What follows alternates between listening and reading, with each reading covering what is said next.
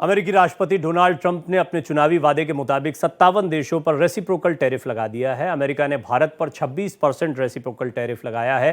Trump के ऐलान के बाद अमेरिका से लेकर भारतीय बाजारों में उथल पुथल का दौर जारी है। कई कंपनियां ताश के पत्तों की तरह बिखर रही हैं। बड़े बड़े शेयर धड़ाम हो गए हैं। लगातार चौथे सत्र में बिकवाली का सिलसिला जारी है। ट्रंप के टैरिफ को लेकर भारत सरकार भी एक्शन में आ गई है। केंद्रीय मंत्री पीयूष गोयल की अगुवाई में 4 मंत्रियों की एक समिति बनाई गई है। इस पर क्या एक्सपर्ट्स का कहना है, ये भी आपको सुनवाते हैं। शेयर मार्केट जो फंडामेंटल से ज्यादा सेंटिमेंट्स पर रिएक्ट करता है। आज के रेट में भारत का भी फंडामेंटल सही है और इंडिया के जो कॉर्पोरेट्स हैं उनके भी फंडामेंटल कमोबेश सही है, लेकिन इसके बावजूद जो है उसके मुकाबले शेयर मार्केट में गिरावट काफी लंबे समय से जारी है। और ये इसलिए है कि ट्रंप के जो एक्शंस हैं या जिस तरह से उसके बयान हैं या जिस तरह से उन्होंने बोला है कि हम टैरिफ लगा रहे हैं, उन्होंने टैरिफ लगाया भी है। इसके कारण हम देखेंगे कि जो इंटरनेशनल मार्केट है वो थोड़ा सशंकित हो गया, उसको थोड़ा डाउट हो गया है कि हमारे बिजनेस जो अमेरिका के साथ किस तरह से प्रभावित होंगे। तो पूरा इकोनॉमिक ऑर्डर जो है वो रीसेट मोड में चला गया है। तो ये दोस्ती वोस्ती और अच्छी अच्छी बातें अलग होती हैं, व्यवसाय अलग होता है, ये कुछ कुछ यहाँ पर समझ में आ रहा है, जिसके बारे में जाने माने अर्थशास्त्री शरद कोहली साहब ने, मुझे याद है कि बातचीत में ये बात कही थी हमसे। वो एक बार फिर मेरे साथ जुड़ रहे हैं। संजीव श्रीवास्तव जी मेरे साथ मौजूद हैं, फॉरेन अफेयर्स एक्सपर्ट हैं। अभी थोड़ी देर पहले हम एक अलग मुद्दे पर भी बात कर रहे थे और आज विशेष तौर पर हमने डॉक्टर कौशल कांत मिश्रा को भी रखा है चर्चा में, भारतीय जनता पार्टी का पक्ष रखने के लिए, क्योंकि सत्ता पक्ष जो है इस पर किस तरह से विचार कर रहा है वो हम समझेंगे। लेकिन शरद जी, शुरुआत आपसे। आपने, मुझे याद है कि आपने टैरिफ पर काफ़ी बातें कही थी। उनमें हम ये जानते हैं कि अमेरिका फर्स्ट की नीति को लेते हुए जो करना है ट्रंप ने वो करना है, बट भारत पर इसका कितना एंटी इफेक्ट हो रहा है और ये जो शेयर मार्केट पर इसका असर हो रहा है, एमएसएमई जो है वो खत्म हो जाएंगे, बहुत इफेक्ट पड़ेगा, ये जितनी थ्योरीज चल रही हैं इसको थोड़ा समझाइए, क्या चल रहा है। नमस्कार डॉक्टर प्रवीण और भारत एक्सप्रेस के सभी दर्शकों और मेरे सह पैनलिस्ट को मेरा अभिनंदन। देखिए, ये जो थ्योरी चल रही है, मैं भारत को लेके, भारत में ये हो जाएगा, नौकरियां चली जाएंगी, एमएसएमई बंद हो जाएगी, मैं इनसे सहमत नहीं हूँ। एक पुरानी कहावत है, और भी तो गम है जमाने में। हमारे लिए बहुत बड़ा बाजार है और यूरोप है, मिडिल ईस्ट है, अफ्रीका है, साउथ ईस्ट एशिया है। भारत का वर्चस्व इस समय चाहे सामान बनाने में हो, सर्विसेज में हो, वो एस्टैब्लिश हो चुका है। हमारे लिए और मार्केट है, हमारे ऊपर मामूली असर होगा और कुछ क्षेत्रों में तो हमें उल्टा फायदा हो सकता है। मैं एक उदाहरण आपको दे देता हूं। $80 बिलियन का टेक्सटाइल अमेरिका इंपोर्ट करता है, जिसमें से भारत का योगदान उसमें से $10 बिलियन का, बाकी की कंबोडिया, वियतनाम, चाइना, बांग्लादेश वगैरह से वो लेता है। अब जो टैरिफ लगे हैं, भारत के ऊपर 26% लगा है, वियतनाम के ऊपर 46% लगा है, बांग्लादेश के ऊपर 37% लगा है, चाइना के ऊपर 54% लगा है। तो भारत में बना कपड़ा जो है, अपैरल जिसको हम कहते हैं, वो अब अमेरिका में उल्टा सस्ता हो जाएगा। तो हमारे पास तो ये मौका है कि हम बाकी का जो $70 बिलियन है उस पर भी हम अपना धीरे धीरे उसमें अपना शेयर बढ़ा सकते हैं। मुझे नहीं लगता बिल्कुल भी एक ट्रांजिशनल फेज है। मुझे लगता है सबसे ज्यादा खामियाजा डॉक्टर प्रवीण अगर इसका कोई भुगतेगा तो स्वयं अमेरिका है। ढाई ट्रिलियन डॉलर रात को मार्केट कैप उड़ गया। अच्छी खासे बड़े देश की जीडीपी इतनी होती है जितना रात को उनका मार्केट कैप में, शेयर मार्केट में उड़ गया। और मैं एक बहुत ही इंटरेस्टिंग बात आपको बताना चाहता हूं, जो कि मुझे उम्मीद है कि दर्शकों को बहुत सोचने पर मजबूर करेगी। ट्रंप साहब क्या चाहते हैं? ट्रंप साहब चाहते हैं सारी फैक्ट्रियां हमारे यहाँ लग जाएं, नौकरियां आ जाए, make America rich again, make America wealthy again. तो मैं आपको एक उदाहरण देता हूं। मैंने average cost of land America में, फैक्ट्री लैंड की बात कर रहा हूं, $1,17,951 है 1 एकड़ लैंड की फैक्ट्री, क्योंकि फैक्ट्री की बात हो रही है। और लेबर $60.25 से लेके $17.50 प्रति घंटा वहां पर लेबर का रेट है। अनस्किल्ड लेबर की बात कर रहा हूं मैं, अनस्किल्ड लेबर, यानी कि 1.5 लाख रुपए से 4 लाख रुपए तक आपको एक महीने में एक अनस्किल्ड लेबर मिलेगी। और जो स्किल्ड लेबर है वो $40 प्रति घंटा तक जाती है। मुझे यह बताइए कि क्या फैक्ट्रियां ऐसे कॉस्ट पे वहां पर लग सकती हैं? चाहे अमेरिका सब्सिडी भी दे दे, चाहे लेबर की सब्सिडी भी दे दे, ये फैक्ट्रियां ये रातों रात नहीं हो सकता। जो ट्रंप साहब चाहते हैं उनकी मंशा अच्छी है, पर गलती कहां हो रही है कि गलती वो चाहते हैं कि ये रातों रात 5 अप्रैल और 9 अप्रैल से सब शुरू बिल्कुल, हो जाए। आपने बड़ी सुंदर बात कही, क्योंकि अगर हम चाइना की ग्रोथ को देखें तो वो संघर्ष से उठे हैं, हम भारत को देखें, बांग्लादेश को देखें तो यहां पर चीप लेबर इसलिए क्योंकि लेबर ही था, बाकी सब चाहिए था। उनके पास तो धन ही धन है, वो पूंजीपतियों के सम्राट कहलाते हैं, उनके पास धनाढ़। और वहां हम देखते हैं अमेरिका में यहां से भी आदमी भाग के जाता है धनवान जिंदगी जीने के लिए, तो वहां फैक्ट्रीज लगाकर क्या मिलने वाला है, कितना सक्सेस होने वाले हैं, तो बड़ा चर्चा। मैं आपको टोक रहा हूं। अब अगर सच पूछें तो अब उनके पास धन भी नहीं है। क्यों धन नहीं है? वो चाहते हैं, $36 ट्रिलियन का तो उधार है अमेरिका के ऊपर, $30 ट्रिलियन की इकोनॉमी है, 36 का उधार है। और अगर उनके पास धन होता तो ट्रंप साहब ये नारा क्यों देते, make America rich again, make America great again, make America wealthy again? ये नारा देने का मतलब है ट्रंप साहब को लग रहा है कि अब तो हमारे पास धन भी नहीं बचा, ना लेबर है। खैर हाँ, वो तो सब तब दिया गया था कि बाइडेन ने बर्बाद कर दिया देश को टाइप से, हालांकि उससे 5 साल पहले वही थे, तो ऐसा नहीं कि उस समय भी बड़ा फ्लरिश कर रहा हो, चुनौतियां थी। लेकिन संजीव जी, मैं ये जानना चाहूंगा कि अभी फिर क्रिप्टो करेंसी कैपिटल बनाने पर एक जोर दिया गया, ये रेसिप्रोकल टैरिफ की बात की गई, खुद एक व्यवसायी भी हैं ट्रंप साहब, तो ये क्या है? ये मतलब किसी को दिखा रहे हैं कि अब आए हैं, एक मौका मिला है तो कुछ करना है, और क्या ये आत्मघाती भी हो सकता है कदम, जैसा शरद जी का कहना है?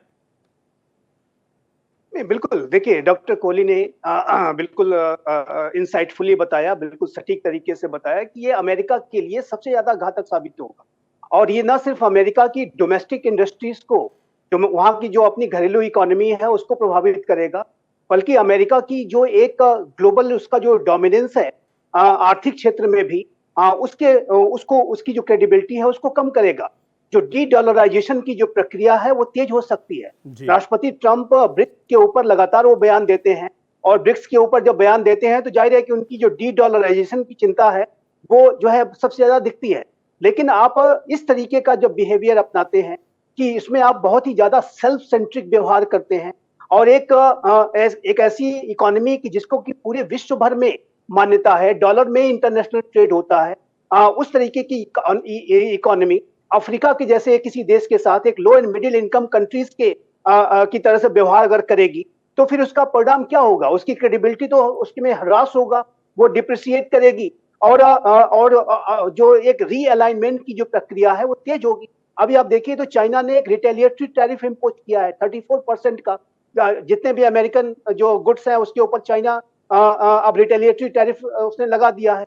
उसी तरीके से जो यूरोपीय राष्ट्र भी हैं वो भी इस तरीके के मेजर्स ले सकते हैं। अनेक राष्ट्र जिनके की राष्ट्रीय हित इस हैवी टैरिफ पॉलिसी से, इस एग्रेसिव टैरिफ पॉलिसी से प्रभावित होंगे, जाहिर है कि वो उसको स्वीकार नहीं करेंगे। और जैसा कि मैंने प्रवीण जी आपके शो में पहले भी कहा था कि आज का जो विश्व है वो 21वीं सदी के तीसरे दशक में हम रह रहे हैं। 25 वर्ष इस 21वीं सदी के भी पूरे हो चुके हैं, और ऐसे में यदि अमेरिका 20वीं सदी जैसा व्यवहार करेगा और ये पूरी दुनिया को एक अपने आप को केंद्र में रखते हुए सबको पेरिफेरी की तरह से ट्रीट करेगा और डिक्टेट करने की टर्म्स को कोशिश करेगा, तो उसमें सफल नहीं हो सकता। अनेक इकोनॉमी इमर्ज कर चुकी हैं, भारत इमर्ज कर चुका है, China, Brazil, south Africa, Japan, Germany, ये सारी जो है बड़ी इकोनॉमी। चलिए, इसको ये तो ठीक है, अमेरिका संजीव जी क्या करता है क्या नहीं करता, अमेरिका क्या करेगा क्या नहीं करेगा, वो तो खैर उनकी पॉलिसीज रहती हैं, फिर भी वो इस दिशा में क्यों आए इसको मैं थोड़ा समझूंगा। लेकिन डॉक्टर मिश्रा, एक ही आपसे एक सवाल जरूर मेरे दिमाग में चल रहा था कि आपदा में अवसर, ये प्रधानमंत्री जी की बड़ी एक फेवरेट लाइन रही, उन्होंने इस नारे को बड़ा आगे रखा। पहले तो क्या इसको एक आपदा की तरह देखा जा रहा है और इसमें भी हमारे लिए कोई अवसर हो सकता है? देखिए प्रवीण जी, जिस तरीके से अभी सब डिस्कस कर रहे थे, पहली चीज तो ये कि क्या उसका भारत के मार्केट पे कितना फर्क पड़ा, तो मेरे से ज्यादा बेटर एक्सपर्ट हैं जो टोटल फॉल हुआ है पिछले 24 घंटे में शायद लेस देन 1% का हुआ है, अगर मैं सही हूँ, आप लोग बेहतर समझते हैं। उस पर न जाते हुए, पर कुल मिला के देखिए, जब विश्व में सबसे बड़ी महामारी फैली हुई थी, जब किसी को नहीं पता था क्या करना है, तब उस समय मोदी जी का नारा था आपदा में अवसर।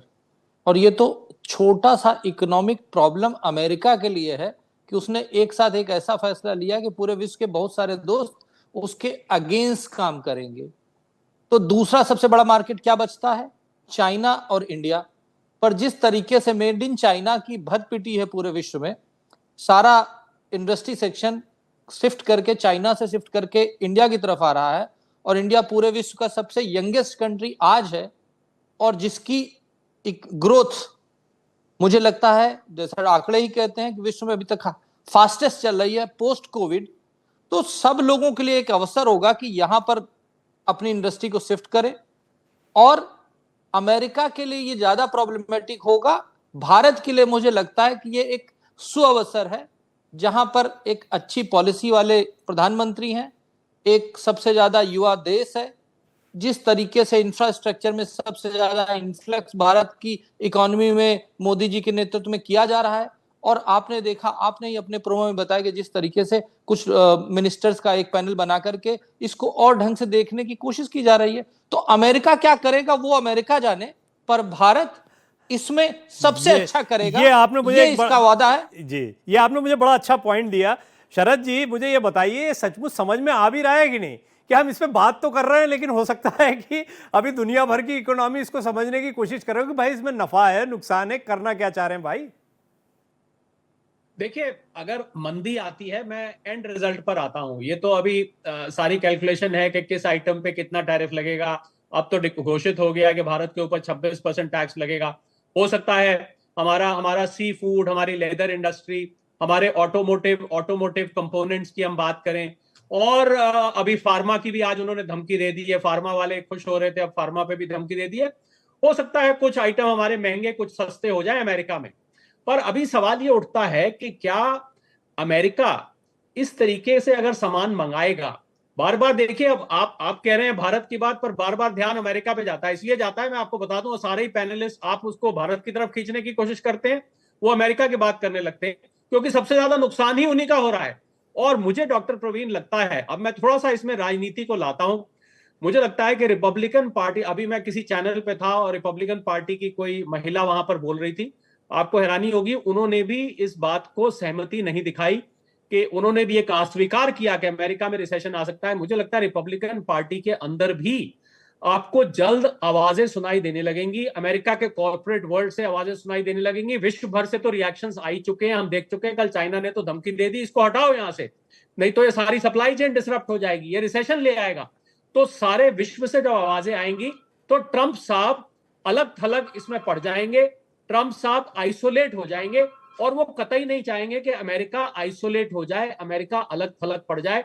मुझे लगता है कि ट्रंप साहब को पॉलिटिकल, राजनीतिक रूप से, बिजनेस पॉइंट ऑफ व्यू से, डिप्लोमेटिक रूप से इस सिचुएशन को संभालना पड़ेगा। और मुझे इस बात से लग रहा है डॉक्टर प्रवीण कि कुछ ही दिनों में आपको ये फैसले वापस जाते हुए दिखाई दे सकते हैं, क्योंकि जब इतनी आवाजें उठेंगी तो वापस लेना पड़ेगा। भारत की जहां तक बात है, अंदेशा जताया जा रहा है भारत में नौकरियां चली जाएंगी, फैक्ट्रियां बंद हो जाएंगी। ऐसा कुछ नहीं होने वाला है, निश्चिंत रहें, कुछ ऐसा नहीं होगा। अगर टैरिफ लगने के बाद भी हमारा टैरिफ बाकी देशों से कम लगा है, ये अच्छी बात है, तो अमेरिका इंपोर्ट करना तो बंद करेगा नहीं। अभी तक की बातचीत में मुझे जो समझ में आता है वो ये कि उन्हें कुछ करके दिखाना है, कि एक तो जल्दबाजी है, दूसरा वहां पर भी इसका विरोध हो रहा है, तीसरा संजीव जी उनके सलाहकार, वो एलन मस्क आजकल हर जगह उनके साथ में दिखाई देते हैं।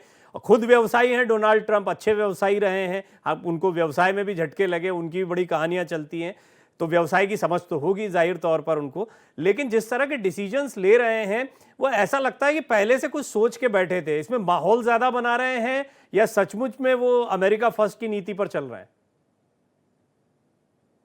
इसमें कोई दो राय नहीं है कि राष्ट्रपति डोनाल्ड ट्रंप एक ट्रांजैक्शनल पर्सनालिटी रखते हैं। ये कॉस्ट बेनिफिट एनालिसिस करते हैं, ये अमेरिका फर्स्ट पूरे विश्व के साथ डील करने में करते हैं।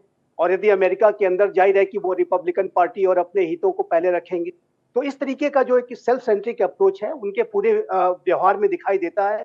एक किताब भी उन्होंने लिखी, द आर्ट ऑफ डील, तो उस डील में भी वो इसी तरीके की बातें करते हैं, स्टेटस को बिगाड़ना, फिर नेगोशिएट करना, आपदा में अवसर तलाशना, इत्यादि इत्यादि।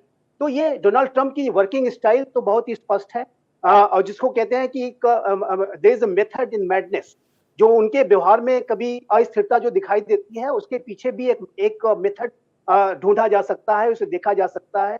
और डॉक्टर कोहली भी इस बात को समय समय पे कहते रहे हैं, मैं उनको सुनता हूं, कि अब दुनिया डोनाल्ड ट्रंप को समझने लगी है। और दूसरी बात ये भी है कि विश्व में जो अगर अमेरिका एक बड़ी शक्ति है, तो अन्य शक्तियां भी इमर्ज कर चुकी हैं, जैसा कि मैं पहले कह रहा था।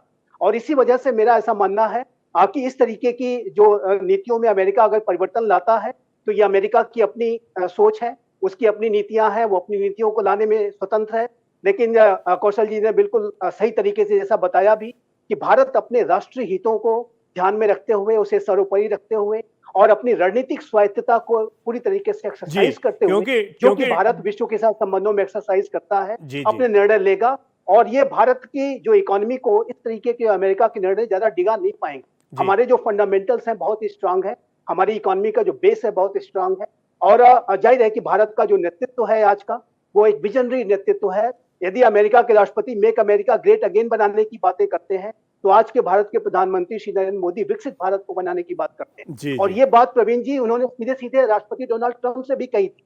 जो व्हाइट हाउस में उनकी जो मुलाकात हुई थी, उसमें कहा था उन्होंने, उनके मुंह पर ही सीधे सीधे कहा था, यदि आपका ठीक है, ये आप इस अप्रोच पॉइंट है पर बात अपने को हितों लाए, को मैं यहाँ सर्वोपरि लाना रखने भी का, चाह रहा था तो बात हमारा को। भी यही अप्रोच। जी, मैं इस बात को लाना भी चाह रहा था। डॉक्टर मिश्रा, पहले मुझे आप ये बताएं, जो मैं ब्रेक से पहले कह रहा था कि डोनाल्ड ट्रंप, प्रधानमंत्री मोदी, मित्रता अच्छी रही है, तो इस लिहाज से भी इसका एक नजरिया था कि शायद भारत के प्रति रियायत दिखाएं, लेकिन व्यवसाय व्यवसाय होता है, मित्रता मित्रता होती है। अब अगर उस हिसाब से देखना चाहें तो देखेंगे कि जिस तरीके से चाइना पे 54%, कंबोडिया पे 50%, वियतनाम पे 46%, श्रीलंका जैसे देश पे 44% का टैरिफ लगा है, तो अगर दोस्ती की बात करें तो ये कहा जा सकता है, पर उससे देश की इकोनॉमी पे कोई फर्क नहीं पड़ता। दोस्ती दोस्ती होती, इकोनॉमी इकोनॉमी होती है। ट्रंप अपने देश के लिए फैसला ले सकते हैं, माननीय मोदी जी देश के लिए फैसला लेंगे। और देखिए यहां से इसी को कहते हैं आपदा में अवसर। जिस तरीके से ट्रंप ने जिस तरीके से टैरिफ लगाए हैं, तो होगा क्या, सबसे कम टैरिफ इंडिया पे लगा है, यानी कि इंडिया का सामान वहां पर ज्यादा जा सकता है। टैरिफ लगने के बावजूद भी इंडिया का जो सप्लाई है वहां पे वो बढ़ सकती है। और एक चीज मैं अभी देख रहा था कि भारत की जो टोटल एक्सपोर्ट है उसका लगभग 18% अमेरिका को जाता है। उस 18% का 60% एग्जेम्प्टेड है, यानी केवल 40% जो सामान है वो इस टैरिफ उसमें आ रहा है।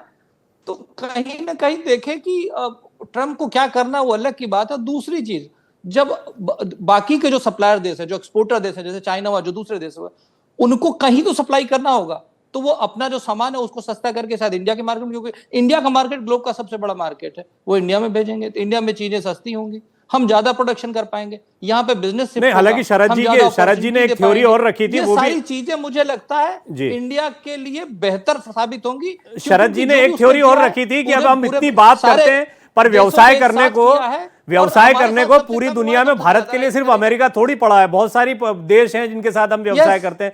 लेकिन शरद जी ये बताइए, ये मुझे डॉक्टर मिश्रा ने एक बड़ा इंपॉर्टेंट पॉइंट दिया है कि क्या कंपैरेटिवली भारत के प्रति रियायत है? क्योंकि अगर आप बाकी देशों के रेट देखेंगे, और देखिए ट्रंप साहब क्या करते हैं, जब भी कोई भारत के लिए ये कहना होता है कि भारत बहुत हाई टैरिफिंग नेशन है, तो पहले बोलते हैं prime minister Modi is a very big friend of mine. पहले वो ये बात जोड़ देते हैं उसमें कि प्रधानमंत्री मोदी मेरे बहुत अच्छे फ्रेंड हैं, और उसके पर भारत टैरिफ बहुत लगाता है। पर ये दोस्ती ऐसा नहीं है कि खाली कहने के लिए दिखी है, ये दोस्ती इन नंबर्स में दिखाई दी है जो आपने बात करी। अगर आप बाकी Cambodia, Vietnam, China, Sri Lanka, Bangladesh, अगर हम इनसे इसको कंपेयर करेंगे, तो आपको भारत का टैरिफ सबसे कम दिखाई देगा, मात्र 26% दिखाई देगा। इसीलिए तो कह रहा हूं, टैरिफ अगर, जो मिश्रा जी कह रहे थे, अगर लगा भी रहता है तो हमें तब भी एडवांटेज है। हालांकि मुझे पूरा यकीन है डॉक्टर प्रवीण, मैं फिर ये बात दोहराऊंगा कि ये बैकलैश और बैकफायर दो शब्द होते हैं इंग्लिश में, ये उनके ऊपर बैकफायर करने वाला है, उनको वापस करने पड़ेंगे।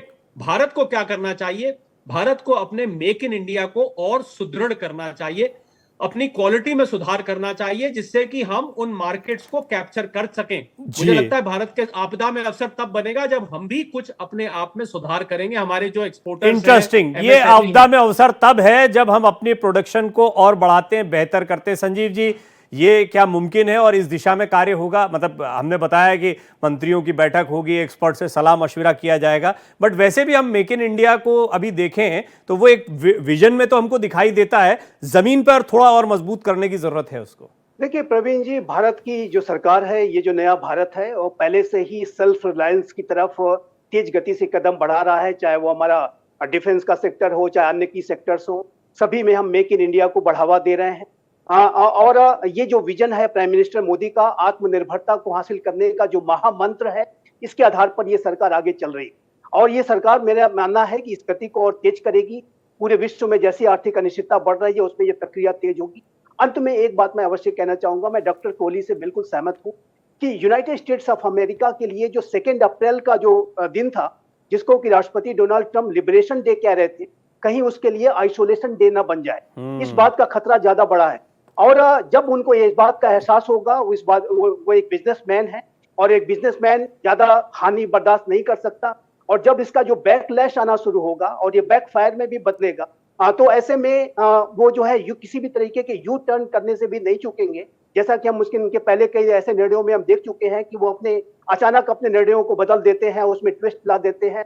तो इस तरीके की जो बदलाव को भी की भी संभावनाएं मेरे हिसाब से बिल्कुल हैं। और मेरा ऐसा मानना है कि अमेरिका की जो इकोनॉमी है, जो कि एक ग्लोबलाइज्ड वर्ल्ड की इकोनॉमी है, कोई ऐसा नहीं है कि अमेरिका ही सेंटर में है और सब पेरिफेरी में है।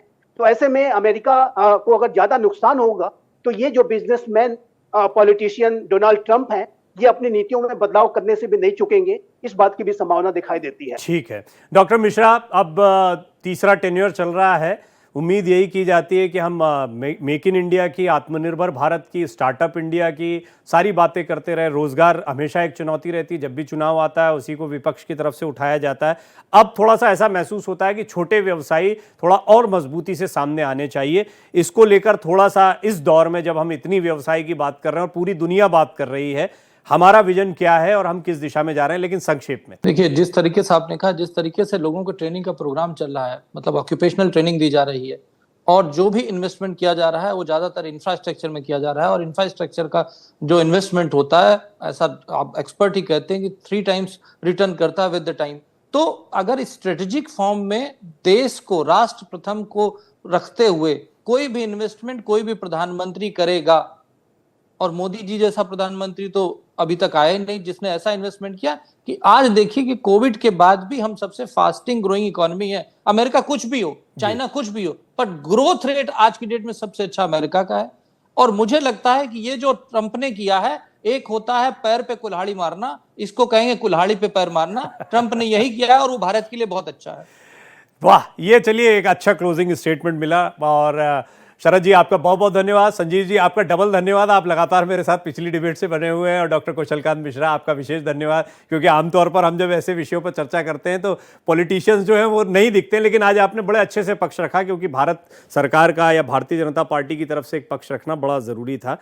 तो हमने यही कोशिश की। कुल मिलाकर जो डॉक्टर मिश्रा ने अंत में कहा है कि पैर पर कुल्हाड़ी नहीं, कुल्हाड़ी पर पैर मारने जैसी बात है। शरद जी और संजीव जी भी लगभग इस दिशा में बता रहे हैं कि डोनाल्ड ट्रंप का ये फैसला उनके लिए सबसे ज़्यादा हानिकारक दिखाई पड़ता है, और हो सकता है कि आने वाले दिनों में वो इसको बदलें। एक और महत्वपूर्ण बात जो निकल कर आई वो ये कि वैसे भी देखें कि संबंधों की बड़ी दुहाई दी जा रही थी, तो भारत को अन्य देशों के मुकाबले थोड़ी रियायत भी यहाँ पर देखने को मिलती है। और रियायत ना भी हो तो ये जो वर्तमान हालात हैं इनमें भारत ग्रो करेगा, यानी भारत के प्रोडक्शन को बढ़ाने का एक अवसर, आपदा में एक बड़ा अवसर भी भारत, अगर इसको आपदा के तौर पर लिया जाए तो एक बड़ा अवसर भी भारत को इसमें मिलेगा।